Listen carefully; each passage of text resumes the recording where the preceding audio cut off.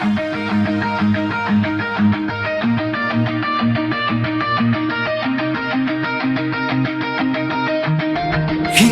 na naman magkatulog. Pinabangungot na naman ako sa nakaraan ko. Hindi na naman magkatulog. Takot na naman ako maalala ang kahapon ko.